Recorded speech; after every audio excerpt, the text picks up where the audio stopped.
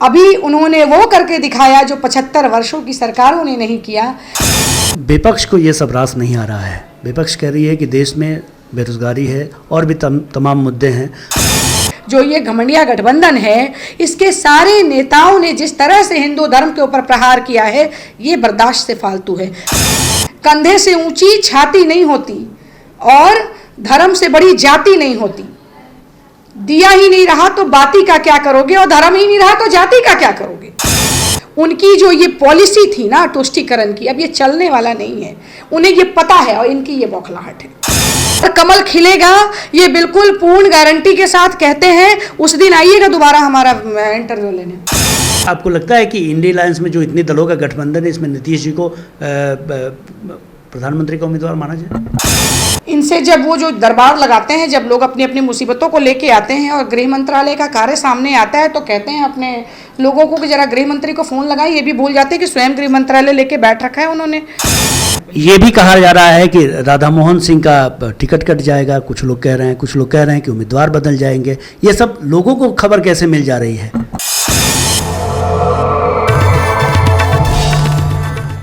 नमस्कार, आप देख रहे हैं समाचार लाइव का विशेष कार्यक्रम एक मुलाकात। और एक मुलाकात के इस अंक में आज हमारे साथ भारतीय जनता पार्टी की महिला नेत्री डॉक्टर हेना चंद्रा हैं। हम उनसे बात करेंगे। मैडम, आपका स्वागत है।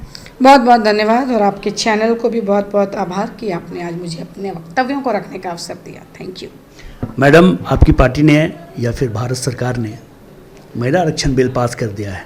सबसे पहले उसको लेकर हम आपकी प्रतिक्रिया जानना चाहेंगे।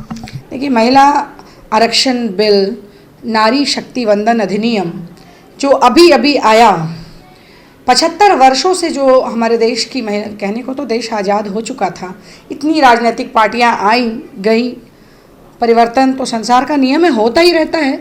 लेकिन कभी किसी ने, कहने को आधी आबादी है, लोगों ने प्रयास ज़रूर किया लेकिन कभी भी सफल नहीं हुए। लेकिन अभी का जो वर्तमान अभी जो सरकार है, माननीय नरेंद्र भाई मोदी जहां प्रधानमंत्री हैं, अभी उन्होंने वो करके दिखाया जो 75 वर्षों की सरकारों ने नहीं किया। महिलाओं के लिए वो हमेशा से 10 वर्षों के 9 वर्षों के कार्यकाल में आप देख रहे हैं, महिलाओं के लिए हमेशा से उन्होंने कई योजनाओं का लाभ महिलाओं को दिया है। ऐसे में नारी शक्ति वंदन अधिनियम नए सदन के पहले दिन इस बात का प्रस्ताव रखना और पूर्ण बहुमत के साथ, सोचिए ना, हर महिला पुरुष ललायित था सदन के अंदर कि ये आना चाहिए, ये बिल्कुल आना चाहिए। सिर्फ महिला वोट बैंक नहीं है। जब बात प्रतिनिधित्व की आती है, जब बात पॉलिसी मेकिंग की आती है, तो we too are equally important. इस बात की समझ हमारे प्रधानमंत्री को आई, और जब उन्होंने इस बिल को रखा तो लोकसभा में सिर्फ 2 वोट कम मिले और राज्यसभा में तो खैर 100% वोटिंग हुई, और इतनी ज़्यादा बहुमत के साथ इसको पारित किया गया। ये सुखद अनुभव है, हर महिला आह्लादित है, पूरे देश की हर महिला खुशी से झूम रही है अभी कि ये जो बहुत पहले आना चाहिए था, आया नहीं, देर ही आया लेकिन दुरुस्त आया। मैडम, विपक्ष को ये सब रास नहीं आ रहा है। विपक्ष कह रही है कि देश में बेरोजगारी है और भी तमाम मुद्दे हैं। देखिए, विपक्ष के पास कोई मुद्दा नहीं है। अब स्थिति ऐसी है कि उनको खूब पता है, भली भांति वो अवगत हो चुके हैं कि उनका हश्र क्या होने जा रहा है 2024 में। वो कहीं भी अब नहीं है, और यही कारण है कि अब वो हारने के पहले अपने हार की भूमिका बनाना शुरू कर दिए हैं। उन्हें पता है कि वो हार चुके हैं, लड़ने के पहले ही वो अपने हार की भूमिका अब बना रहे हैं, और ये बिल्कुल प्रत्यक्ष है, इसमें कुछ भी। और धर्म की जहाँ तक बात आई, वो क्या धर्म की बात करते हैं, धर्म की बात वो करेंगे क्या। मैं सबसे बड़ी बात यही कहती हूँ कि इनके जितने भी इंडिया अलायंस के जितने भी ये जो नेतागण हैं, जो ये घमंडिया गठबंधन है, इसके सारे नेताओं ने जिस तरह से हिंदू धर्म के ऊपर प्रहार किया है, ये बर्दाश्त से फालतू है। हमारे रामचरितमानस के ऊपर टिप्पणी करते हैं। बिहार के शिक्षा मंत्री कहते हैं कि पोटेशियम साइनाइड से भी ज़्यादा खतरनाक है। आप खुद सोचिए, ये स्टालिन का बेटा जो है इस तरह से धर्म के ऊपर बोलता है, सनातन पर प्रहार करता है, क्या ये बर्दाश्त के काबिल है? आप खुद सोचिए, सनातन था, है, रहेगा, इसको कोई कैसे मिटा सकता है? ये तो अमिट है, और इसके ऊपर जब ये प्रहार करते हैं तो आप खुद सोचिए कि कितना बौखलाए हुए हैं। मैं हमेशा से कहती हूँ कि कंधे से ऊंची छाती नहीं होती और धर्म से बड़ी जाति नहीं होती। दिया ही नहीं रहा तो बाती का क्या करोगे, और धर्म ही नहीं रहा तो जाति का क्या करोगे। मैं ये हमेशा कहती आई हूँ, इसके पहले भी मैंने कई बार ये कहा है, और ये बहुत ज़रूरी है। हमें हमारे धर्म की रक्षा हर किसी को करनी है। और सनातन की जहाँ तक बात है, हर एक भारतीय, मैं कड़े शब्दों में कह रही हूँ आपके चैनल के माध्यम से, कोई ऐसा भारतीय जो सच्चा हिंदुस्तानी है, जो सच्चा भारत का नागरिक है, वो हिंदू हो अथवा मुसलमान हो, वो सनातनी है, इस बात को मानना होगा। लेकिन इंडिया अलायंस जो है, इन्हें तो तुष्टीकरण की राजनीति करनी है। ये तो सबको पता है किस तरह से डिवाइड एंड रूल पॉलिसी, अंग्रेज चले गए, इनकी अंग्रेजियत नहीं जा रही है अभी भी। तो समस्या यही है, ये हमारा भारत है, हमें गर्व है कि हम भारतवासी हैं, लेकिन ये कहने में भी इनकी जुबान लड़खड़ाती है। अरे भाई, दिखावा करने के लिए जनेऊ पहन लेने से कुछ होता जाता नहीं है, क्योंकि यही वो लोग हैं, इन्हें चाहिए था कि आगे आकर के स्टालिन के बेटे को इन्हें उसका जवाब देना चाहिए था, इन्हें स्पष्टीकरण देना चाहिए था। लेकिन हर कोई अपने आप को पीछे करने का प्रयास किया। उसके व्यक्तिगत टिप्पणी, उसको कह दिया उसका व्यक्तिगत टिप्पणी है, तो क्या यहाँ के पत्रकारों पर आप एनएसए लगा देते हैं? तो क्या उसके ऊपर नहीं लगना चाहिए था? आप कुछ भी करते हैं तो क्या आपकी पार्टी के अंदर क्या हो रहा है आपको नहीं समझ में आता है? आप हमारे रामचरितमानस पे टिप्पणी करते हैं, आप कुछ भी बोलते हैं। आप हिंदू धर्म, आपके लोग कहते हैं हिंदू धर्म के बारे में, ये मौर्य जी जिनने बोला है यूपी से, उन्होंने भी कहा हिंदू धर्म के ऊपर, उन्होंने भी प्रहार किया। तो आपके नेता एक के बाद एक टारगेट करके सबको बोल रहे हैं। तो ये मैडम, ये हो क्यों रहा है? क्यों टारगेट किया जा रहा है? उन्हें पता है कि हमारे देश का हर एक युवा, हर एक नागरिक अब जागृत हो चुका है। उनकी जो ये पॉलिसी थी ना तुष्टीकरण की, अब ये चलने वाला नहीं है, उन्हें ये पता है और इनकी ये बौखलाहट है। और क्या 2024 में क्या होने वाला है? 24 में कमल खिलने वाला है। कैसे? इंडिया अलायंस तो कह रही है कि आप इतना ज्यादा कीचड़ और फैला रखा है इन लोगों ने, कमल तो खिलना ही खिलना है। किस बूते आप ये बात कह रही हैं? क्या क्या किया है आपने? वो आप भी यही हैं ओझा जी, और हम भी यही हैं, और कमल खिलेगा ये बिल्कुल पूर्ण गारंटी के साथ कहते हैं। उस दिन आइएगा दोबारा हमारा इंटरव्यू लेने, जिस दिन फिर से कमल खिलेगा। मैडम, बिहार में आपकी स्थिति? बिहार में भाजपा की पूर्ण बहुमत की सरकार बनने जा रही है। बिहार के जो माननीय अध्यक्ष हैं आदरणीय सम्राट चौधरी जी, भारतीय जनता पार्टी की अध्यक्षता अभी उनके हाथ में है, और बहुत ही अच्छे तरीके से अभी भारतीय जनता पार्टी काम कर रही है। और देखिए, हम लोग विकास की राजनीति करते हैं। जिस तरह से भ्रष्टाचार चरम पर है, हत्या, लूट, बलात्कार, कहाँ किसको मार दिया जाएगा, माफियागिरी, और ये बालू माफिया, और ये शराब माफिया, और ये गुंडे जो हैं, और हर जगह अपराध लहरा करके तमंचे पे डिस्को कर रहे हैं। आपको दिखाई नहीं दे रहा है? पत्रकार न पत्रकार सुरक्षित है, न ठेकेदार सुरक्षित है, न आम जनता सुरक्षित है। सुरक्षित है कौन? ये अभी हो गया है। अरे भाई, तो ये तो दोहराया जा रहा है जंगल राज को। जब जब लेकर के आएंगे महागठबंधन की सरकार को, ये होता था और फिर हो रहा है, और जनता चेत जाए कि फिर होगा अगर वो आएंगे तो। लेकिन अब वो आने नहीं जा रहे। यहाँ की पब्लिक, हर एक पब्लिक, देखिए, हर किसी का जब लगती है आग तो आते हैं हर किसी के घर उस जद में ना। यहाँ सिर्फ हमारा मकान नहीं है, हर कोई जलता है, हर व्यक्ति जलता है। आपके थानेदार भी सुरक्षित नहीं है, थानेदार को मारा जा रहा है, ठेकेदार को मारा जा रहा है, आपके पत्रकार को घर से निकाल के मार दिया जा रहा है। पता नहीं है किसकी बेटी घर से निकलेगी, वापस लौटेगी या नहीं, पता नहीं है। किसको बंदूक दिखा करके किससे लूट लिया जा रहा है, पता नहीं है। तो अब हो रहा है, ये ना कहें। ये पब्लिक अब सब देख रही है। मैं आपके चैनल के माध्यम से हर एक पब्लिक को अवेयर करना चाहती हूँ। आज आप पत्रकार हैं, ये माइक लेके हमारे पास बैठे, क्या आपको डर नहीं है? स्थिति ऐसी है, जरा बोल के तो देखें इनके खिलाफ। ये अघोषित रूप से इमरजेंसी लागू करने का प्रयास कर रहे हैं हमारे बिहार में, और इनकी मंशा कभी सफल नहीं होगी। तो क्या आपको लगता है कि इंडिया अलायंस में जो इतने दलों का गठबंधन है, इसमें नीतीश जी को प्रधानमंत्री का उम्मीदवार माना जाए? ये तो इंडिया अलायंस वाले सोचेंगे, लेकिन इनके मुंगेरी लाल के हसीन सपने देखें। हम इसलिए पूछ रहे थे मैडम कि ये बीजेपी में। अरे भाई, स्थिति ऐसी है कि इतना ज़्यादा इनकी स्थिति खराब हो चुकी है, इनको अपने पार्टी के राष्ट्रीय अध्यक्ष का नाम याद नहीं रहता। इनसे जब वो जो दरबार लगाते हैं, जब लोग अपनी अपनी मुसीबतों को लेके आते हैं और गृह मंत्रालय का कार्य सामने आता है, तो कहते हैं अपने लोगों को कि जरा गृह मंत्री को फ़ोन लगाएं। ये भी भूल जाते हैं कि स्वयं गृह मंत्रालय लेके बैठ रखा है उन्होंने। लेकिन उन्हें इतना याद नहीं है, वो क्या देश चलाएंगे? उनसे बिहार संभल नहीं रहा, वो देश चलाएंगे। तो खैर, सोचे, सपना देखने का अधिकार सबको है। मैडम, हम लोग मोतिहारी में बैठे हैं, चंपारण में बैठे हैं। चंपारण, पूर्वी चंपारण की विशेष बात करें, पूर्वी चंपारण में भाजपा के कैसे हालात हैं?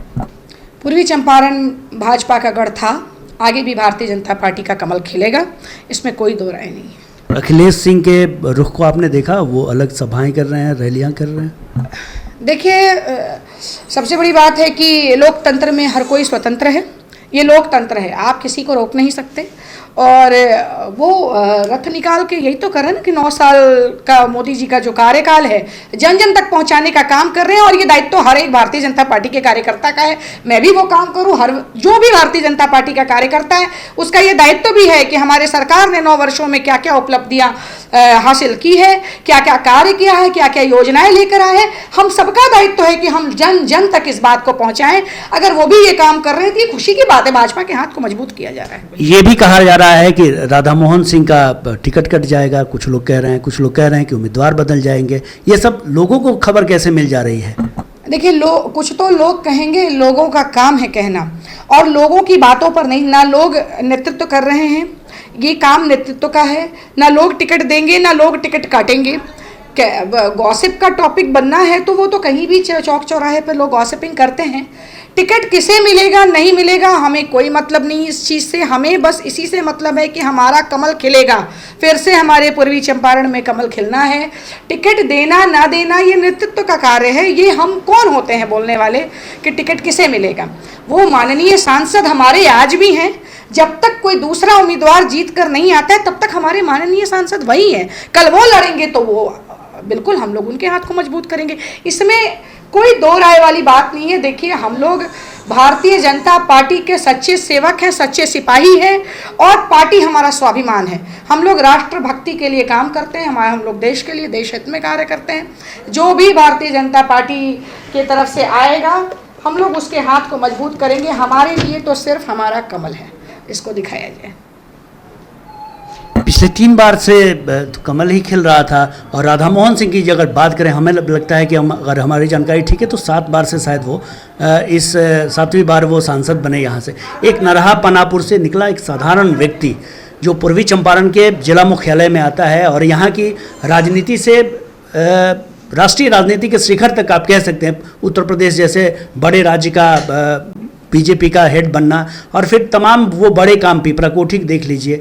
मैं किसी का पक्ष नहीं ले रहा हूँ, मैं सिर्फ ये कहना चाहता हूँ कि उस व्यक्ति ने क्या आपके हिसाब से चंपारण को जो मिलना चाहिए उसके हिसाब से काम किया या नहीं? देखिए, पूर्वी चंपारण की धरती में वो गुण है, यहाँ की मिट्टी में वो गुण है कि यहाँ का लाल आज पूरे देश में कमाल किया है। आज कृषि मंत्रालय से लेकर के बड़े बड़े पदों को सुशोभित किया है हमारे माननीय सांसद महोदय ने, इसमें कोई दो राय नहीं है। उनका अनुशासन, अगर वो व्यक्ति अपने आप में एक संस्था है, जितना तक मैंने उन्हें देखा है, मैं बहुत ज़्यादा दिनों से राजनीति में नहीं हूँ, लेकिन ये कहने में भी किसी की ज़ुबान नहीं लड़खड़ाएगी कि वो व्यक्ति अपने आप में एक संस्था है, और उन्होंने जिस शिद्दत के साथ जिस तरीके से संगठन को चलाने का प्रयास किया है, ये अनुकरणीय है, ये सीखने की बातें हैं। यहाँ हम लोगों ने देखा है कि किस तरह से पूर्वी चंपारण में लगातार कई बार से कमल खिलता आया है, और मुझे लगता है कमल खिलेगा। अलग बात है कैंडिडेट कोई भी हो, ये नेतृत्व का काम है कि वो किस क्राइटेरिया पर किसे क्या देंगे टिकट, ये हम लोग नहीं, ये डिसाइड करने वाले हम लोग कोई नहीं होते। हम लोग सिर्फ कार्यकर्ता हैं, और हमें तो सिर्फ हमारा कमल खिलाना है। काम गिनाने तो आप लोग जाएंगे इस क्षेत्र में, तो वो 10 काम बताइए जो आप जनता तक जाके पहुंचा सके। अरे भाई, मोदी सरकार के काम अनगिनत हैं, आप खुद देखिए ना, आपको गिनाने की आवश्यकता नहीं पड़ेगी। योजनाओं की जब हम लोग बात करना अभी देखिए ना, कल या परसों 9 फिर से वंदे भारत एक्सप्रेस निकला, हमारे बिहार को भी ये सौगात मिला। पटना टू हावड़ा फिर से जा रही है एक ट्रेन। फिर सारे रेलवे स्टेशंस का जीर्णोद्धार, जिसमें हमारा चंपारण भी है, मोतिहारी है, सुगौली है, बेतिया है, गया है, दरभंगा है, समस्तीपुर है, सारे रेलवे स्टेशन का कायाकल्प करने का काम कर रहे हैं। महिलाओं को उज्ज्वला योजना से जोड़े, उजाला योजना से जोड़े, शौचालय योजना दिया, सड़कों का निर्माण देख ही रहे हैं। कनेक्टिविटी किसी भी देश की तरक्की के लिए कनेक्टिविटी बहुत इंपॉर्टेंट होती है। आप देखिए जिस तरह से रोडवेज हर जगह का इंप्रूव किया है, आप स्वयं देख रहे हैं। आप देखिए काशी कॉरिडोर देखिए, आप उज्जैन के महाकाल के मंदिर का देखिए क्या हुआ, राम मंदिर हमारा बन रहा है, जो कई वर्षों से लोग बस देखते रहते थे कि प्रभु श्री राम को भी इतना ज़्यादा चुनौतियों का सामना करना पड़ रहा है, तो फिर हम और आप क्या हैं। इतने ज़्यादा दिनों तक टेंट में रहना पड़ा हमारे प्रभु को, और उसके बाद आज विशाल राम मंदिर बनने जा रहा है। तो 370 हटा, मुस्लिम महिलाओं को आज़ादी मिली, 3 तलाक से छुट्टी मिली। अरे जब योजनाओं को गिनाना शुरू करेंगे ना तो आप थक जाएंगे। मैं मेडिकल डॉक्टर हूँ, आयुष्मान भारत योजना 5 लाख तक। फिर अभी देखिए इतना बड़ा आया विषम स्थिति हमारे देश क्या पूरी दुनिया ने झेला। कोरोना जैसी महामारी, आपको मिला 2 टीका, लगा या नहीं बताइए ना आप भी। वो तो सरकार की जिम्मेवारी है। अरे भाई सरकार की जिम्मेवारी है तो स्थितियां देखा, केवल अपनों को नहीं लगाया, हर किसी को लगाया, 1 रुपया किसी से नहीं लिया। इतनी बड़ी आबादी, 140 करोड़ की आबादी में हर एक व्यक्ति को 2 नॉर्मल टीका और 1 बूस्टर डोज लगाना निःशुल्क, और इतना बड़ा मतलब, और वो भी वैक्सीन, ये नहीं कि दूसरे देशों से, हमने दूसरे देशों को दिया, हमने दूसरे देशों। और इतना देखिए, इतना सफल अभी G20 का आयोजन हमारे भारत में हुआ, जिसका लोहा पूरी दुनिया मान रही है, हर देश मान रहा है। पाकिस्तान भी आज घुटने पर है, और चंद्रयान, हमारा झंडा, पाकिस्तान के झंडे पे चांद है, हमारे चांद पे हमारा तिरंगा लहरा रहा है। ये कम नहीं होता है। कारगिल युद्ध में हमारे शहीद, कितने शहीद हो गए। उसके बाद देखिए इस बार जब हमला हुआ था पिछली बार, तो सर्जिकल स्ट्राइक किया, फिर उसके बाद एयर स्ट्राइक किया, दुश्मनों को घुस के मारा। इस तरह का जो होता है प्रतिक्रिया, इस तरह से आर्मी को खुली छूट देना। अब हथियार अपने यहाँ बन रहा है हर जगह, मेक इन इंडिया। आप कितने काम किए, मुझे तो लगता है आपने 10 बोला, मैं 20 से ज़्यादा गिना चुकी हूँ, और उसकी लंबी लिस्ट है, मैं आपको दे दूंगी। मैडम बहुत वक्त दिया आपने, आखिरी सवाल 2024 और उसके बाद 2025 दोनों का जवाब दीजिए। प्रदर्शन कैसा रहेगा बीजेपी का? केंद्र में 24 में पूर्ण बहुमत की भारतीय जनता पार्टी की सरकार बनने जा रही है। बिहार का प्रदर्शन क्या होगा? बिहार का बिल्कुल हम लोग नरेंद्र मोदी के हाथों को मजबूत करेंगे। 40 सीटों पर लड़ाई लड़ी जाएगी, जिसमें कुछ सीट गठबंधन को दिया जाएगा। मुझे तो ऐसा लगता है अभी की जो वर्तमान स्थिति है, जो जंगल राज पार्ट 2 जो हम लोग देख रहे हैं, जिस तरह का स्थिति और वातावरण बना हुआ है, इसमें हर पब्लिक त्रस्त है और त्राहिमाम कर रही है। सब लोग जागृत होंगे। आपके चैनल का भी ये दायित्व है कि मेरी बातों को इसी लहजे में आगे लेके जाया जाए और लोगों तक पहुंचाया जाए। हर किसी को जागरूक होना होगा और अपनी रक्षा स्वयं करनी। एक मजबूत सरकार, पूर्ण बहुमत की भारतीय जनता पार्टी की सरकार बिहार में भी लाना होगा, और हम हर लोकसभा 40 के 40 लोकसभा सीटों पर हम लोग नरेंद्र मोदी के हाथों को मजबूत करने का पूर्ण रूप से प्रयास करेंगे और करेंगे। बिहार से ये बिगुल फूका जाएगा, और ये चंपारण की धरती है, सत्याग्रह की भूमि है। हर नई शुरुआत यहाँ से होती है और ये भी होगा। आपने समाचार लाइव को वक्त दिया, इसके लिए आपका बहुत बहुत शुक्रिया। बहुत बहुत धन्यवाद। ये थी डॉक्टर हेना चंद्रा, भाजपा की नेत्री हैं और मुखर रहती हैं। जिन भी चीज़ों को लेकर इनके समक्ष विषय को लेकर जाए, फराटेदार अंदाज में जवाब देती हैं। तमाम खबरों और डिबेट्स के लिए आप बने रहिए समाचार लाइव के साथ। अगर आप हमें यूट्यूब पर देख रहे हैं तो सब्सक्राइब कीजिए, फेसबुक पर देख रहे हैं तो फॉलो कीजिए। इसके अलावा आप हमें इंस्टाग्राम और ट्विटर पर भी सब्सक्राइब, लाइक, फॉलो और शेयर ज़रूर कीजिए। नमस्कार।